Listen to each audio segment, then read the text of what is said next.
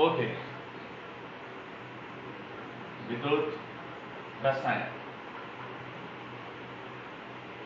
देखो last class में हम लोगों ने विद्युत रसायन के लिए कोलराउश का जो नियम था, कोलराउश लॉ जो था, उसको डिस्कस किया था।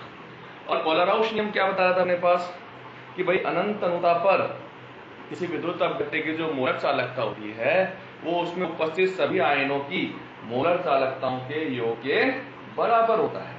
क्योंकि अनंत अनुता पर अपने पास जो है तनुता का मान बहुत अधिक होता है और तनुता इतनी अधिक होती है कि आयन जो होते हैं उनके बीच में दूरी अधिकतम होती है।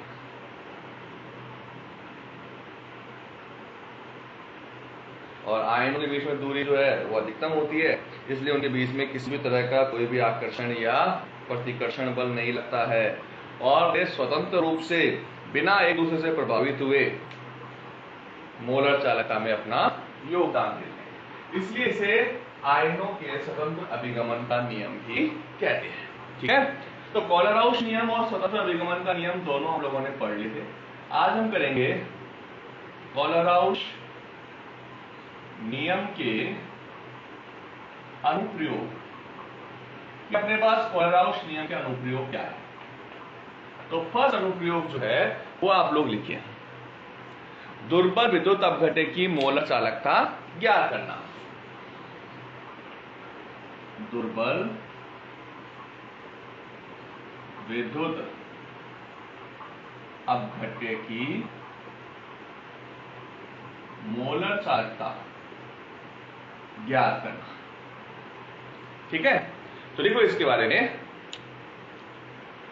कोलराउश नियम की सहायता से, कोलराउश नियम की सहायता से दुर्बल विद्युत अपघट्य की मोलर चालकता, दुर्बल विद्युत अपघट्य की मोलर चालकता, दुर्बल विद्युत अपघट्य की मोलर चालकता ज्ञात मोलर चालकता वाले, ज्ञात मोलर चालकता वाले, ज्ञात मोलर चालकता वाले प्रबल विद्युत अपघट्यों की सहायता से, प्रबल विद्युत अपघट्यों की सहायता से ज्ञात की जा सकती है, ज्ञात की जा सकती है। ठीक है, कैसे? कोलराउश नियम की सहायता से अपन दुर्बल विद्युत अपघट्य की मोलर चालकता ज्ञात कर सकते हैं। कैसे ज्ञात कर सकते हैं? प्रबल विद्युत अपघट्य की सहायता से।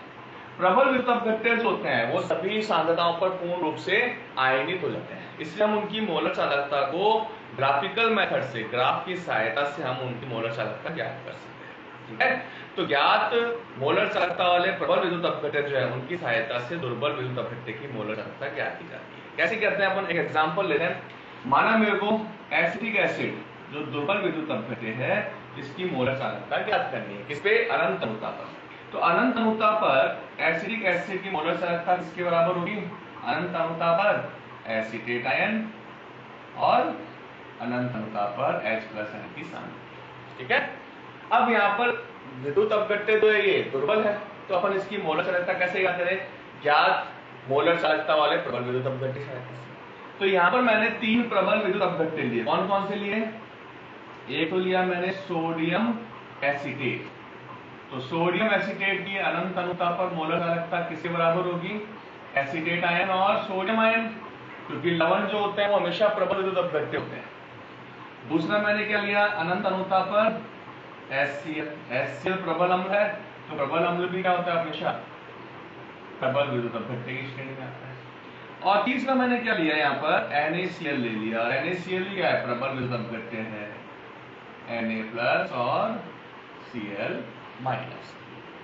ये मेरे पास पहली समीकरण हो गई, दूसरी और तीसरी। ठीक है, अब ये जो प्रबल विद्युत अपघट्य हैं जिनकी मोलर चालकता ज्ञात है, इनको हम इस तरीके से व्यवस्थित करते हैं कि हमारे पास जो परिणाम आए वो किस रूप में आए? Acetic acid. कैसे? मैंने क्या किया? जो समीकरण 1 और समीकरण 2 को जोड़कर उसमें से समीकरण 3 को घटा दिया। समीकरण 1 क्या है अपने पास? देखो, सोडियम एसीटेट प्लस समीकरण 2 क्या थी, HCl, समीकरण 3 क्या है, NaCl। तो कैसे लिखें इसको अपन, अनंत अनुता पर एसीटेट आयन, अनंत अनुता पर सोडियम आयन, अनंत अनुता पर H+, अनंत अनुता पर Cl-, ये जोड़ने वाले हो गए। माइनस क्या किया हमने, अनंत अनुता पर Na+ और अनंत अनुता पर Cl-। अब देखो ये सोडियम पॉजिटिव, ये सोडियम नेगेटिव कट गया आपस में और Cl से Cl कट गया, तो परिणामी जो मान आया वो क्या आया, acetate ion and H+ ion. और एसीटेट आयन और H+ आयन जो है वो किसके बराबर है, अनंत अनुता पर एसिटिक एसिड की मोलर चालकता। तो क्या कर लिया हमने यहाँ पर, ठीक है। तो ये जो दुर्बल विद्युत अपघटक था एसिटिक एसिड, इसकी मोलर चालकता हमने किसकी सहायता से ज्ञात की, जो प्रबल विद्युत अपघटक हैं उनकी सहायता से। प्रबल विद्युत अपघटक कौन कौन से, सोडियम एसीटेट, HCl और NaCl। क्या किया, इनके दोनों को जोड़ दिया, उसमें से NaCl घटा दिया, तो जो रिजल्ट आ रहा है, जो आयन आ रहे हैं वो किसके अनुसार आ रहे हैं, एसिटिक एसिड के अकॉर्डिंग। तो एग्जाम में सबसे सिंपल तरीका न्यूमेरिकल यही होता है जिसमें आपको केवल जोड़ना और घटाना है, लेकिन तुमको ध्यान देना पड़ेगा इसके अंदर कि समीकरण बनानी कैसे है, ठीक है ना। समीकरण कैसे बनानी है ये तुमको देखना पड़ेगा। अगर समीकरण बनाने में तुमने गलती कर दी तो तुम्हारा जोड़ बाकी भी गलत हो जाएगा, है ना। तो यहाँ पर अपने पास बुक में एक क्वेश्चन क्या हुआ है जिसमें क्या देखा है, सोडियम एसिटेट की जो है अनंत अनुता पर मोलर चालकता सपोज करो कितनी है, मान लो मैंने कह दिया इसकी 250 है, ऐसे लिखनी है 350 है, NaCl कितना है 200। इनकी मोलर चालकता पहले से ज्ञात है, तो एसिटिक एसिड की मोलर चालकता ज्ञात हो, क्या करेंगे, इन दोनों को जोड़ के इसमें से 100 घटा दो, तो कितनी आ जाएगी मोलर चालकता, 400, है ना। तो ये अपने पास सबसे सिंपल डायरेक्शन है, लेकिन जब एग्जाम में आएगा तो हम इसको यूं लिख के दिखाएंगे, ये प्लस ये माइनस ये, ठीक है, इक्वल्स टू ये पूरा करने की जरूरत नहीं है, पर ये लिखना जरूरी है, और साथ में डायरेक्ट, और उसके बाद इन दोनों को जोड़ के इसमें से घटाना है। समझ में आ गया। देखो अब मैंने क्या कहा कि क्वेश्चन बहुत सिंपल है, लेकिन दिमाग लगाना जरूरी है इसके अंदर। कैसे, कई बार क्वेश्चन देखो कैसा है, तो वहां पर दिमाग लगाना जरूरी है, वरना तुम आता हुआ क्वेश्चन जो है ना सिंपल सा क्वेश्चन है, प्लस माइनस करना है, वो भी गलत करके आ जाओ। कैसे करना है देखो,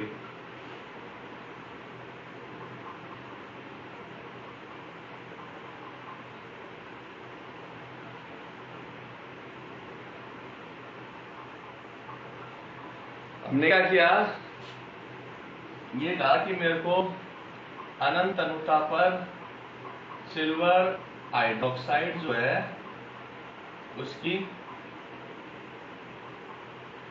मोलर चालकता क्या करनी है, ठीक है। किसकी मोलर चालकता क्या करनी है, सिल्वर हाइड्रोक्साइड की अनंत अनुता पर मोलर चालकता। और इसके लिए हमारे पास जो प्रबल विद्युत अपघटक दिए हुए हैं वो क्या क्या दिए हुए अपने पास, अनंत अनुता पर मैग्नीशियम हाइड्रोक्साइड दिया हुआ है, ठीक है, और दूसरा सिल्वर क्लोराइड दिया हुआ है, और तीसरा मैग्नीशियम क्लोराइड दिया हुआ है, ठीक है। इनकी मोलर चालकताएं दी हुई है पहले से हमने, मान लो इसकी अपने पास 200 है, इसकी अपने पास 250 है, और ये अपने पास 150। अब सिल्वर हाइड्रोक्साइड की मोलर चालकता क्या है, तो भैया सिल्वर हाइड्रोक्साइड बनाओगे कैसे, पहली चीज तो ये देखो, तो क्या करें अपन, ये जो अपने पास मैग्नीशियम हाइड्रोक्साइड है इसको और AgCl को जोड़ दें, और उसमें से क्या करें, मैग्नीशियम क्लोराइड बता दें, तो बन सकती है क्या समीकरण, देखो देखें, अनंत अनुता पर मैग्नीशियम आयन, अनंत अनुता पर हाइड्रोक्साइड आयन, ठीक है, प्लस अनंत अनुता पर सिल्वर आयन, प्लस अनंत अनुता पर क्लोराइड आयन, माइनस अनंत अनुता पर मैग्नीशियम आयन, और माइनस अनंत अनुता पर क्लोराइड आयन, ठीक है। तो मैग्नीशियम से मैग्नीशियम कट जाएगा और Cl से Cl कट जाएगा। लेकिन भाई बात क्या है अपने पास कि ऐसे कैसे कट जाएगा, हमारे पास AgOH और ट्वाइस है, लेकिन लिया मैंने केवल एक AgCl। अब तुम लोग क्या करते हैं इसके अंदर, ये देखते फटाक से क्या करते हैं, ये 200 प्लस 250 करके 150 घटा दिया अपने पास, तो कितना आ गया, 300 आ गया। और 300 आंसर लिखते तुम्हारा आंसर हो गया रॉन्ग। क्यों? क्योंकि यहाँ पर इसको बैलेंस भी तो करना है, इसको 2 Cl काटने हैं, तो 2 Cl कहां से आएंगे जब तक AgCl के 2 अणु नहीं लेंगे तब तक। तो यहाँ पर 2Ag प्लस और 2 Cl माइनस करना पड़ेगा, और ये करते हैं इसको 250 को 2 से गुणा करना पड़ेगा। समझ में आ गई ना बात? समीकरण क्या समझाना चाह रहा था मैं तुम लोगों को कि भाई यहाँ पर तुम लोगों को ये ध्यान रखना पड़ेगा इस चीज का बहुत ज्यादा। भाई ये अपने पास समीकरण थी, ये और ये तो बैलेंस है, लेकिन अगर मैं केवल AgCl लेता हूं तो उस कंडीशन में मेरे पास एक Cl तो करेगा, एक Cl में भी रह जाएगा। ऐसे यहाँ पर 2 OH है तो एक OH भी जुड़ेगा सिल्वर के साथ, दूसरा OH रह गया। तो मेरे को यहाँ क्या करना पड़ेगा, बैलेंस करने से 2 अणु लेने पड़ेंगे। 2 अणु लेंगे तो ये अब 2 Cl से 2 Cl कट गया, और 2 Ag जो है वो 2 OH के साथ जुड़ गया, और MgCl कट गया। समझ में एक बात? तो यहाँ पर इसको पहले 2 से मल्टीप्लाई करना पड़ेगा। तो हमारे पास मोलर संख्या कितनी आएगी, 200 प्लस 500 माइनस 150, यानी कितना हो गया, 550 siemens metre square mole inverse. समझ में आई? तो ये अपने पास के अंदर कोलर-राउश नियम का पहला अनुप्रयोग था। ठीक है, अब करते हैं हम दूसरा अनुप्रयोग, वियोजन की मात्रा। लिखो, वियोजन की मात्रा ज्ञात करना, रफ करना उसको ना, वियोजन की मात्रा ज्ञात करना। लिखो, कोलर-राउश नियम की सहायता से, कोलर-राउश नियम की सहायता से विद्युत अपघट्य के वियोजन की मात्रा, वियोजन की मात्रा ज्ञात की जा सकती है। वियोजन की मात्रा क्या है, alpha equals to lambda Cm upon lambda infinite m। Lambda Cm C सांद्रता पर मोलर चालकता, C सांद्रता पर मोलर चालकता, और लैम्डा इनफिनाइट m क्या है, अनंत तन्यता पर मोलर चालकता। तो C सांद्रता पर मोलर चालकता और अनंत तन्यता पर मोलर चालकता का जो अनुपात होता है उसे हम क्या कहते हैं, वियोजन की मात्रा। कि C सांद्रता पर कितना वियोजन होगा, वियोजन की मात्रा क्या होगी, तो कैसे ज्ञात करें, तो C सांद्रता पर किसी विद्युत अपघट्य की वियोजन की मात्रा इस तरह से ज्ञात कर सकते हैं, alpha equals to lambda Cm upon lambda infinite m। अगर वियोजन स्थिरांक ज्ञात करना हो तो कैसे निकालेंगे भाई, देखो, वियोजन स्थिरांक अगर ज्ञात करना, वियोजन स्थिरांक क्या होता है, a, साम्य स्थिरांक इसको अपन बोलते हैं। मान लो मेरे पास ये कोई विद्युत अपघट्य है, और आपको पता है विद्युत अपघट्य आयनों में टूटता है H प्लस और A माइनस। इसकी जो है स्टार्टिंग में अपने पास 1 मोल था, अल्फा मोल जो है वो इसके क्या हो गए, वियोजित हो गए सामने पर, और अल्फा मोल H बन गया, अल्फा मोल A माइनस बन गया। ठीक है, अगर इसकी सांद्रता C1 माइनस अल्फा है, इसकी सांद्रता C अल्फा, इसकी सांद्रता C अल्फा, तो K इक्वल्स टू क्या होता है, H प्लस आयन की सांद्रता A माइनस आयन की सांद्रता अपॉन H। क्या मान आएगा, C alpha multiply C alpha upon 1 minus alpha multiply C से C कर गया, क्या आएगा, alpha square C upon 1 minus alpha. तो ये क्या आएगा अपने पास, वियोजन स्थिरांक का मान आएगा। आप चाहो तो यहाँ पर अल्फा का मान रख के इसको आगे सोल्व करना चाहो कर सकते हो, वरना इतना काफी है अपने पास।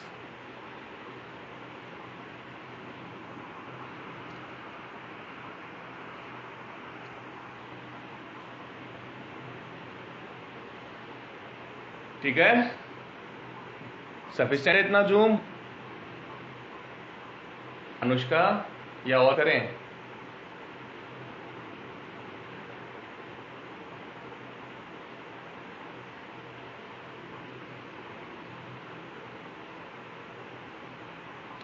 दिख रहा है बेटा?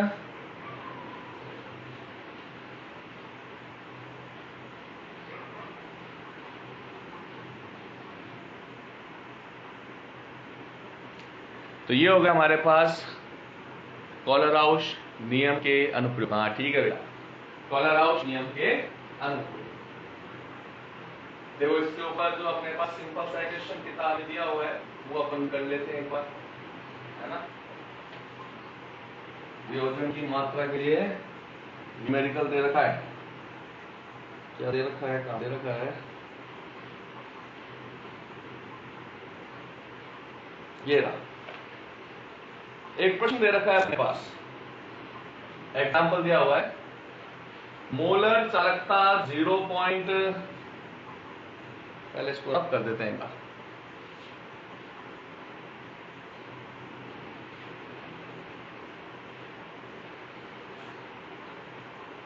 एग्जाम्पल है 7 नंबर का, the molar content 0.1 m and 0.001 m ammonium hydroxide solution आ रहा है। अच्छा देखो 0.1 m और 0.001 m अमोनियम हाइड्रोक्साइड विलयन की मोलर चालकता 3.6 और 34.0 सीमेंस सेंटीमीटर स्क्वायर और मोल इनवर्स है, ठीक है।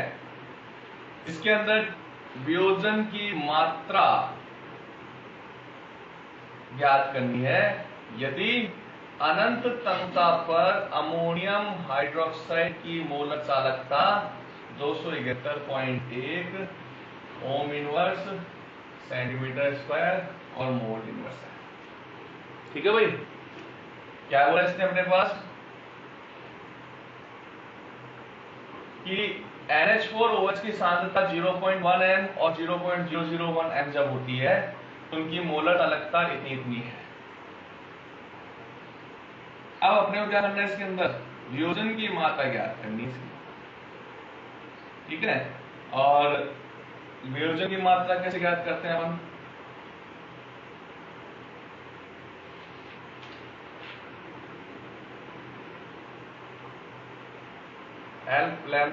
Alpha equal to lambda CM upon lambda infinite है।